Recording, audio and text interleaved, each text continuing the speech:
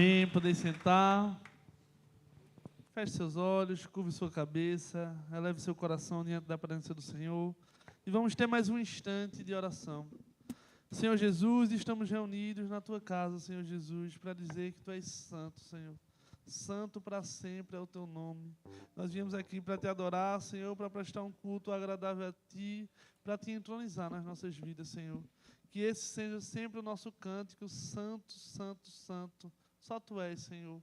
Faz com que essa noite seja uma noite, Senhor Jesus, repleta da Tua presença. Quebra as durezas, Senhor Jesus, dos corações. Vai quebrando as barreiras, Senhor. Vai fazendo com que aqui seja um lugar de reconciliação contigo, Senhor. Te peço também por mim, criatura humana e falha, que Tu possa fazer bem-aventuradas as palavras da minha boca e o meditar do meu coração diante da Tua face. Ó Senhor, rocha minha e redentor meu. Amém. Amém, boa noite, graça e paz, glória a Deus, feliz de estar aqui com vocês nesse domingo e vendo que tem muita gente aqui que é corajoso demais, né, Sueli? Porque eu encontrei ela no concílio na quinta-feira, de 10 horas da manhã, ela já está aqui no culto novamente. E tantas outras pessoas que eu acredito que estavam também durante esse final de semana no concílio já estão aqui e feliz porque vocês estão aqui, porque vocês escolheram a boa parte, escolheram estar na casa do Senhor. E esse é o tempo da gente fazer isso, de adorar o Senhor de maneira comunitária.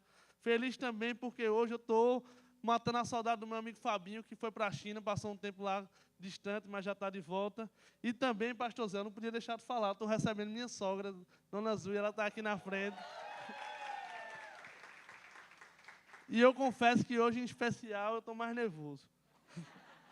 Mas, enfim, vamos voltar para o que interessa. Eu vou reler novamente a porção do texto, que diz o seguinte: depois de comerem, Jesus perguntou a Simão Pedro: Simão, filho de João, você me ama mais do que este? Disse ele: Senhor, tu sabes que te amo. Disse Jesus: cuide dos meus cordeiros. Novamente, Jesus disse: Simão, filho de João, você me ama? Ele respondeu: sim, Senhor, tu sabes que te amo. Disse Jesus: pastorei as minhas ovelhas. Pela terceira vez ele disse: Simão, filho de João, você me ama? Pedro ficou magoado por Jesus lhe ter perguntado pela terceira vez: você me ama? E lhe disse: Senhor, tu sabes de todas as coisas e sabe que eu te amo. Lhe disse Jesus: cuide das minhas ovelhas. Esse é o evangelho do Senhor, louvado sejas, ó Cristo. Essa é uma das passagens mais lindas do evangelho, porque ela retrata um tempo de restauração da parte de Deus. Não somente uma simples restauração, mas uma restauração que causaria impacto em toda a história da igreja e também na nossa história e na nossa realidade. Aqui fala da história de alguém que tinha caminhado com Jesus, que tinha sido um discípulo, que caminhava de perto, mas que por conta de um acovardamento, que por conta de uma queda, perdeu a confiança que tinha inicialmente, se entristeceu, ficou envergonhado e enveredou por um outro caminho. E quis voltar para a prática da vida anterior, que quis voltar para uma dinâmica de vida que tinha antes de encontrar Jesus. E foi isso que Pedro fez. Pedro, depois da morte de Jesus, nesse período de morte e ressurreição de Cristo, um certo dia resolveu pescar. E 6 discípulos resolvem acompanhá-lo. Passaram a noite na tentativa de pesca e nada conseguiram pescar. Eles tentaram voltar à vida antiga, tentaram fazer as práticas que eles tinham anteriormente e foram para o mesmo local, um local onde eles tinham experiência, um local onde eles conheciam a dinâmica, mas um local onde Jesus já tinha tirado eles de lá. Um local onde Jesus, a partir de um encontro, ressignifica o propósito e dá para ele uma nova missão. Você deixa de ser pescador de peixes e agora você se torna pescador de homens. E eles, em mais uma frustração, na tentativa de voltar a uma vida antiga, Jesus ele chega na beira da praia, se aproxima e pergunta se tinham algo para comer. E eles, sem reconhecerem Jesus, exclamam que nada conseguiram pescar. Jesus pede para que eles joguem as redes do outro lado. E eles quase não conseguem tirar, pois a rede estava carregada de peixe. Mais uma vez, a partir do encontro de Jesus, mais uma vez, a partir da chegada de Jesus, também chegou prontamente na vida deles um milagre. Também chegou prontamente na vida deles uma provisão, porque Jesus agora fornecia para eles não só um milagre e uma provisão de parte alimentícia, mas também financeira. Porque da mesma forma que quando Jesus encontrou a Pedro, ele tinha ali um milagre econômico na mão, e a partir de um convite de Jesus, ele deixa tudo isso para trás e resolve seguir a ele. Da mesma forma, a partir do momento que ele identifica que é Jesus, ele se atira naquele mar e vai em direção a Jesus. Até que Pedro chega na beira da praia e Jesus já tinha preparado tudo. Já tinha preparado uma fogueira, já tinha preparado peixe, já tinha preparado pão. E Pedro se senta ao redor daquela fogueira, enquanto os outros discípulos ainda estavam chegando. E ao redor daquela fogueira, um lugar que para Pedro poderia parecer desconfortável, porque foi ao redor de uma fogueira que ele negou a Jesus. Ao redor de uma fogueira, Jesus pergunta: Pedro, tu me amas? E pense numa pergunta delicada. Se não fosse Jesus fazendo, a gente poderia classificar ou até conjecturar como uma pergunta inconveniente.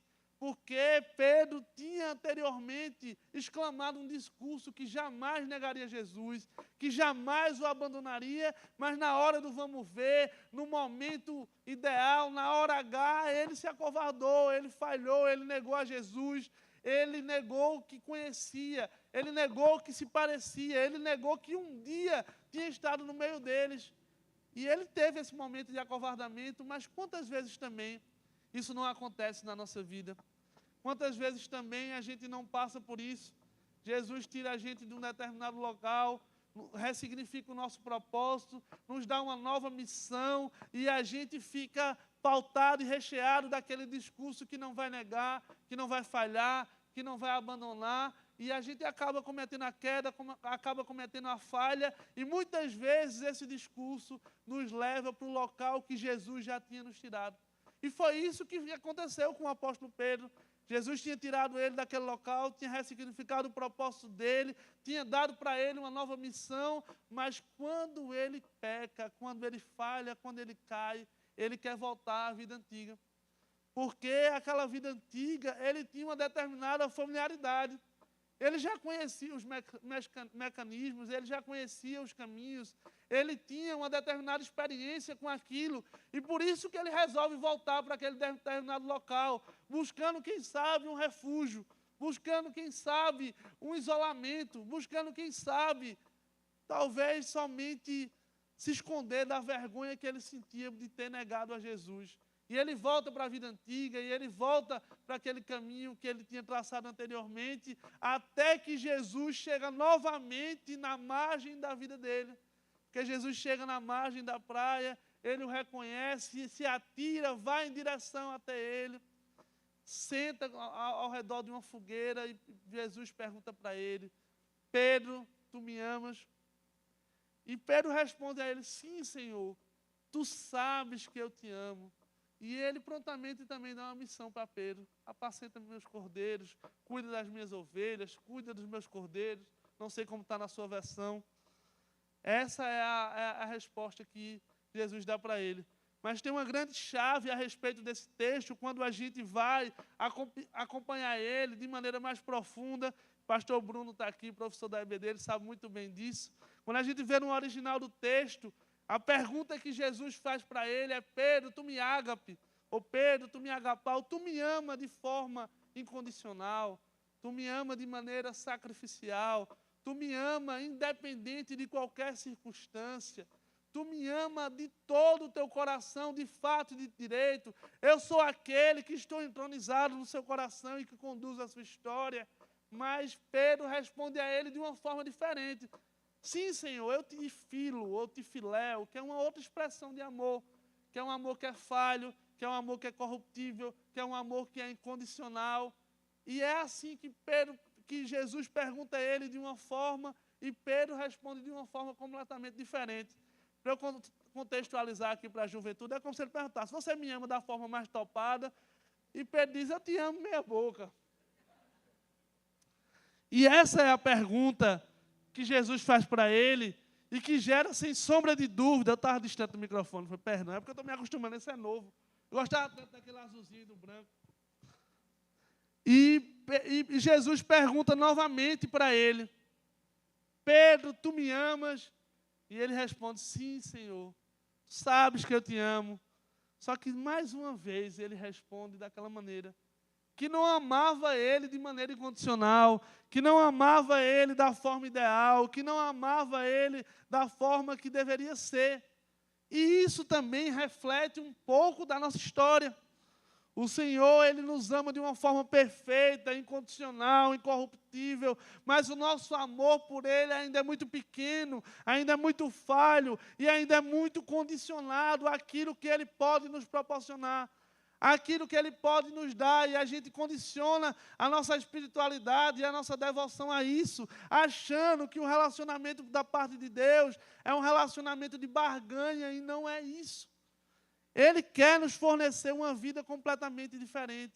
Ele quer nos dar um amor genuíno e um amor que seja incorruptível, incondicional. Mas para isso a gente precisa examinar o nosso coração. Para isso a gente precisa ver a forma que a gente tem caminhado e também ter um coração sincero diante dele. Se fosse o Pedro de anteriormente, talvez ele poderia dizer que amava ele de uma forma perfeita, incondicional, que amava ele, talvez com amor ágape, mas ele não responde dessa forma. Ele responde que ama ele de uma forma pequena, menor e inferior. E quando a gente vê a terceira pergunta, e uma pergunta que parece até insistente, dura, uma pergunta até que parece que é alguém que quer massacrar, que quer passar na cara, que quer relembrar aquela atitude anterior, que quer se recordar daquela falha, e pergunta: Pedro, tu me amas? E Pedro se entristece. O texto diz que Pedro se entristece, porque Jesus pergunta a ele da terceira vez, e Pedro diz a ele: sim, Senhor, tu sabes que eu te amo. Mas o grande segredo desse texto é que aí Jesus, ele pega e se rebaixa. Ele pega e se coloca numa condição de dizer: Pedro, tu me filéu. Pedro, tu me ama dessa forma pequena, condicional. Tu me ama dessa forma que está totalmente conectada e relacionada com aquilo que eu posso te proporcionar. E Pedro, triste por saber que não amava Jesus de uma maneira perfeita, e sem aquela autoconfiança anterior que ele tinha, responde que sim. E é a mesma pergunta que Jesus faz para mim e para você nessa noite. Ele pergunta para mim e para você se a gente ama Ele. E o que é interessante é que a cada pergunta, que a gente vê que Pedro negou a Jesus 3 vezes. E 3 vezes Jesus pergunta se ele o ama. Mas a cada resposta, Jesus não despreza o amor que ele tinha, mas o condiciona para uma missão. Pedro, tu me amas? Sim, Senhor, sabe que eu te amo. Apacenta meus cordeiros, cuide das minhas ovelhas. Ele não desprezava os dons que Pedro tinha. Ele estava dizendo ali: Pedro, tu me amas com o amor que tu tem, mas cuide do ensino, cuide da proclamação do Evangelho, cuide do pastoreio desse povo. É esse o meu objetivo que eu tenho para você. E isso serve para que seja desmistificado algo na nossa vida. Com certeza você já escutou alguém dizer o seguinte: não, eu só vou me converter, eu só vou me entregar a Jesus, eu só vou participar de uma igreja quando eu estiver perfeito. Quando eu não tiver mais falha, quando eu não tiver mais dificuldade, quando eu largar o cigarro, quando eu largar a bebida, quando eu deixar de ir para um determinado local, aí assim, de fato e de direito, eu vou me entregar a Jesus. Mas Jesus, ele vem dizer a mim e a você, nessa noite, que ele quer o amor que você tem. O amor que você tem pode ser pouco, pode ser 1%, ou pode ser somente um trisquinho, mas ele aceita, recebe o seu amor e também lhe condiciona uma missão para você. Não pense que você está descredibilizado, não pense que você foi excluído, não pense que Jesus dá descrédito a você porque você não ama de maneira 100%. Mas Ele quer receber o seu amor nessa noite. Ele quer que você se comprometa com Ele e que você também honre a missão que Ele separa para você. Porque foi isso que Pedro fez. Jesus olhava para Pedro não naquela forma que ele tinha naquele momento, mas olhava para alguém que futuramente teria uma morte muito pior do que a do próprio mestre, que quando foi ser crucificado para morrer, ele disse que não era digno de morrer dessa forma, e pede para ser crucificado de cabeça para baixo, porque entendia que não era digno de sofrer a mesma morte do Mestre. Um Pedro que passava por uns lugares e a sombra dele curava. Um Pedro que lá em Atos 2 pregou e 3.000 se converteram. Um Pedro que foi pedra angular para a construção da igreja, para que o evangelho fosse proclamado. Mas tudo isso só foi feito quando ele decidiu reconhecer com sinceridade que não o amava o suficiente, mas que isso também não era um empecilho para que ele seguisse a Jesus. E o que é que a gente tem colocado como barreira nessa noite, na nossa vida? O que é que a gente tem colocado como muro na nossa história para seguir a Jesus? Seja uma prática que você faz, seja alguma atividade que você ainda tem, seja algum pecado que você precisa largar, independente disso, se achegue a Jesus com o amor que você tem, receba a missão que tem da parte dele, cumpra esse propósito e que você vai ver dia após dia a sua vida sendo transformada. Dia após dia, ele mudando e moldando o seu caráter. Dia após dia, ele transformando a sua história e sendo desmistificado na sua vida. Que para seguir a Jesus, você precisa atender um estereótipo de perfeição, porque esse estereótipo não existe. Muitas vezes a gente acha que um ambiente comunitário, que a vida com Deus, que está presente numa igreja como essa é alguém perfeito, é alguém superior, é alguém que não tem dificuldade, que não tem marca, que não tem pecado, mas não tem nada a ver com isso. Todos nós somos falhos, limitados e pecadores, mas o que importa de fato e de direito é se nessa noite a gente está disposto a seguir a Jesus. Se nessa noite, mesmo com a pouca fé que você tem, mesmo com o pouco amor que você tem, você decide ir em direção a Ele e cumprir a missão que Ele designou para você. No time de Jesus, todo mundo é titular, Ele conta com você, não tem ninguém no banco, Ele tem algo para a sua vida. Não pense que você é o patinho feio dessa comunidade, ou muito menos do Evangelho, que Jesus não separou uma missão ou promessa para a sua vida. Existe algo designado da parte de Deus para você, para que você viva e para que você cumpra, mas basta para você um gesto de resolver seguir até Jesus. De resolver, assim como o apóstolo Pedro, mesmo com as marcas, mesmo com a insegurança, mesmo com o estereótipo de alguém que tinha caído, se atirar em direção a Jesus. Enquanto os outros caminhavam de forma lenta, caminhavam de acordo com o ritmo do barco, ele se atira em direção a Jesus, porque ele sabe que lá é o melhor lugar que ele pode estar. Porque ele sabe que Jesus tinha tirado daquele local, ele sabe que das falhas que ele tinha e pelas próprias pernas dele, ele tinha voltado para aquele determinado local. Mas a partir do momento de ver Jesus novamente, buscando o relacionamento, ele resolve se atirar, seguir em direção a Jesus e começar uma restauração e começar também a viver uma nova história. Isso também remete para nós a algo que a gente deve refletir a respeito de que a gente não deve voltar com as nossas próprias pernas para o lugar que a graça de Deus nos tirou. Dom Ximenes fala que a graça de Deus nos busca num lugar onde ninguém podia nos buscar. E foi assim que Jesus fez com Pedro. Um homem ignorante, um homem cheio de falha, um homem cheio de dificuldade, um homem de uma personalidade muito forte, um homem que teve inconsistência e falha, assim como eu e você, mas um homem que estava disposto a recomeçar, que estava disposto a fazer o gesto de entender a sua falha, a sua dificuldade, e estava disposto a caminhar em restauração a partir do convite que Jesus fazia para ele. E é assim que nós devemos caminhar. É assim que nós devemos fazer, é ir em direção até Ele. Eu queria meditar com vocês em 4 pontos.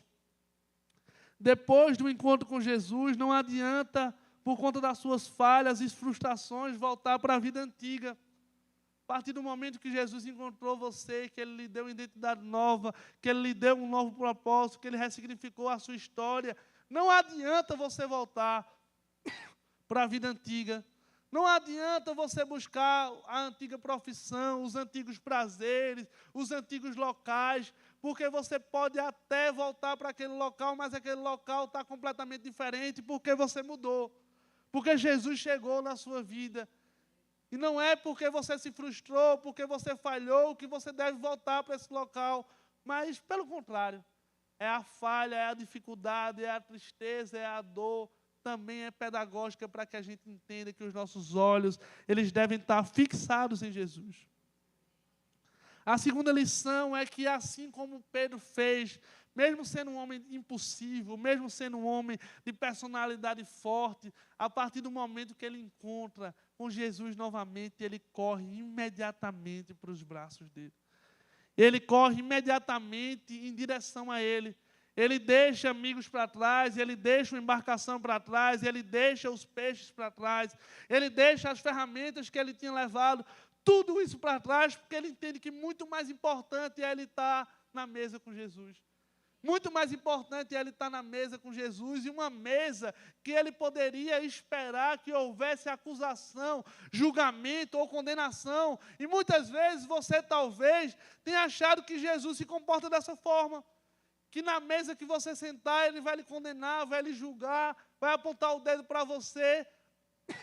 Mas pelo contrário, ele está buscando em você relacionamento. Ele está buscando com você relacionamento e perguntas para poder comunicar na minha e na sua vida restauração. É isso que Jesus quer fazer com você. Então não se prenda àquilo que está lhe amarrando. Não se prenda àquilo que você tem como posse, mas corra imediatamente para os braços de Jesus. A terceira lição é que Pedro, ele se torna de fato e de direito sincero. Ele perde a autoconfiança que ele tinha anteriormente de dizer que jamais negaria Jesus. E em todas as perguntas que Jesus faz para ele, ele responde que amava ele daquela maneira. Ele responde que não amava ele da maneira plena. E se entristece também por isso.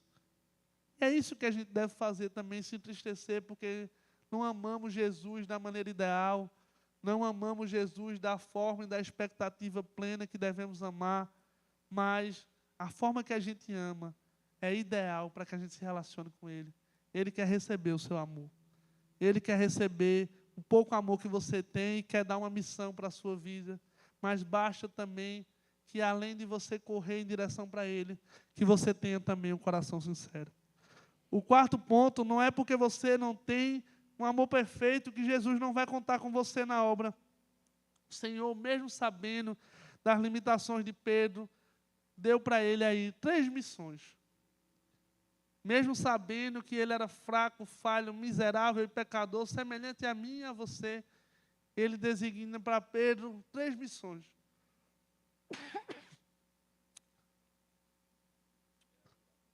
Assim.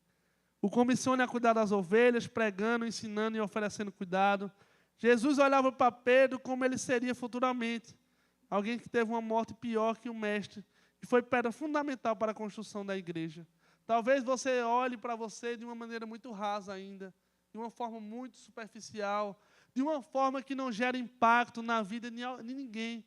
Mas ele olha para você, olhando para você futuramente.